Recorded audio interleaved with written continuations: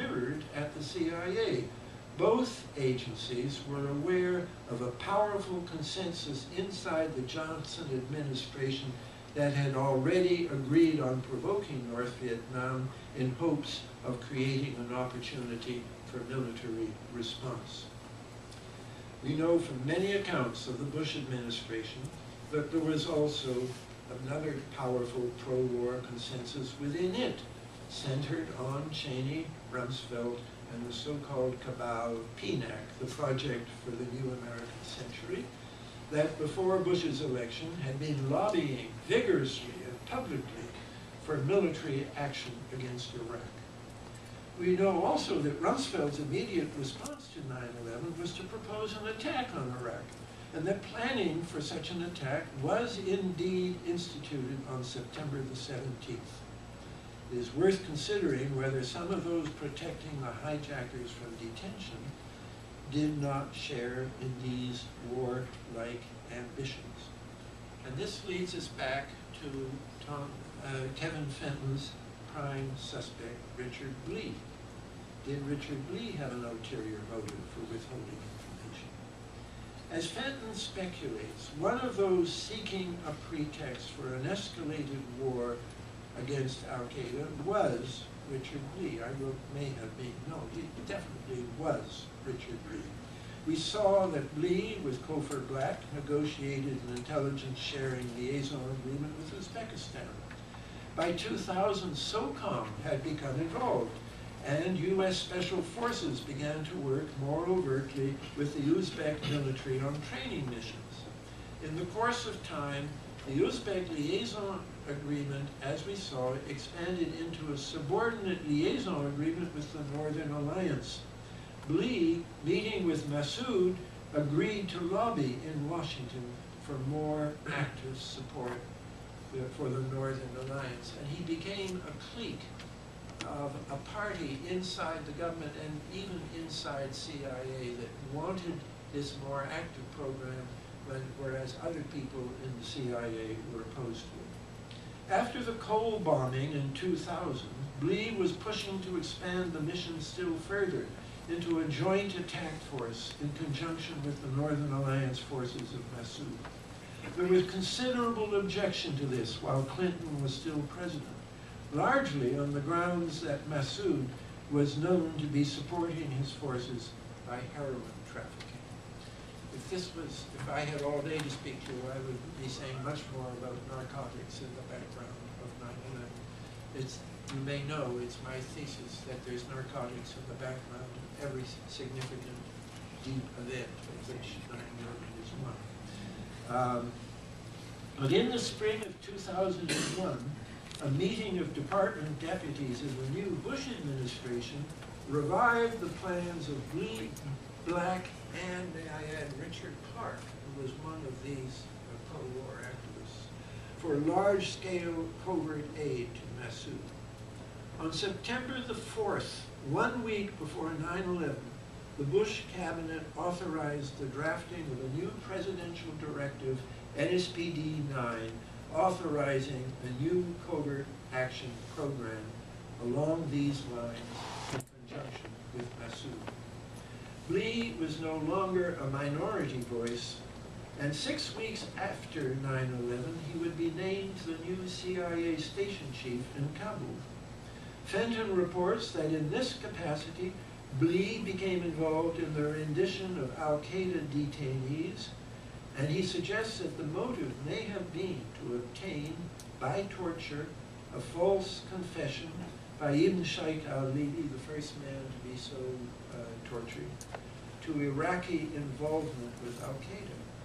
This false confession by al-Libi then formed a key part of Secretary of State Colin Powell's embarrassing presentation to the UN before the invasion of Iraq. Next question, did SOCOM have an ulterior motive for closing down Able Danger? What ensued after 9/11? You said I don't. Yes. All right, I'm going to have to. I have to dramatically abbreviate this.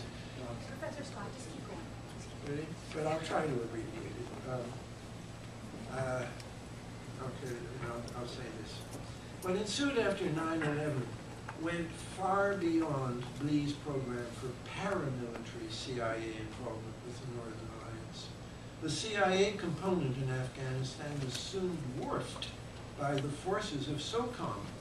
George Tenet reported that by late 2001, the U.S. force in Afghanistan consisted of about 500 fighters, including 110 CIA officers, 316 Special Forces personnel, that's SOCOM, and scores of Joint Special Operations Command raiders creating havoc behind enemy lines. They were SOCOM too. In the Bush administration, Stephen Cambone, who earlier had collaborated with Rumsfeld and Cheney in signing the PNAC statement rebuilding America's defenses, became one of the most active promoters of using SOCOM special forces to operate covertly against Al-Qaeda, not just in Afghanistan, but, quote, anywhere in the world, which is in effect what we have now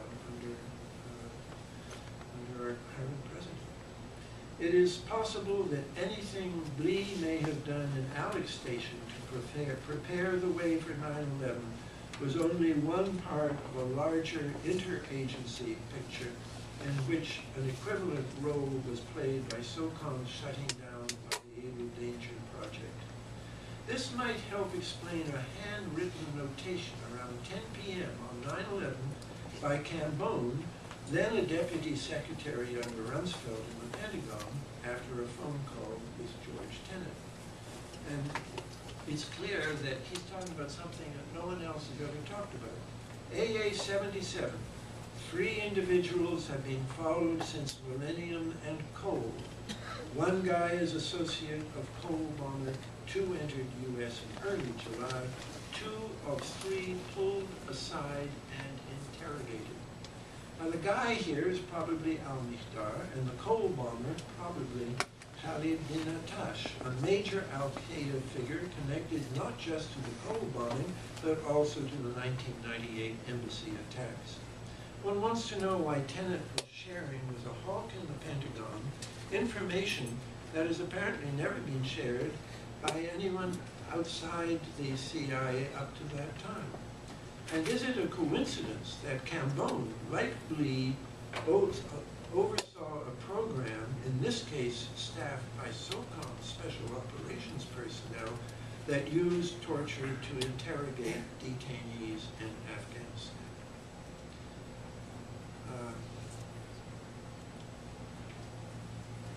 I want to conclude with a little historical perspective on the dysfunction we have been looking at. In a sense, 9/11 was unprecedented, the greatest mass murder ever committed in one day on U.S. soil.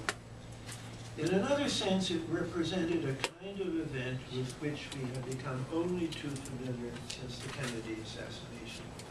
I've called these events deep events. Events with a predictable accompanying pattern of official cover-ups backed up by amazing media malfunction and dishonest best-selling books. New one just out by a friend of mine, unfortunately. Some of these deep events, like the Kennedy assassination and 9/11, should be considered structural deep events because of their permanent impact on history. It is striking that these 2 structural events, the Kennedy assassination and 9/11, should both have been swiftly followed by America's engagement in ill-considered wars. The reverse is also true. All of America's significant wars since Korea, Vietnam, Afghanistan twice, once covertly and now overtly, and Iraq, have all been preceded by structural deep events. So you might say that if it was in the cards that we were going to go to war in Iraq, it was in the cards that we were going to have a deep event. In 2 recent books, I have been reluctantly compelled, against my own initial incredulity, to list more than a dozen significant parallels between the Kennedy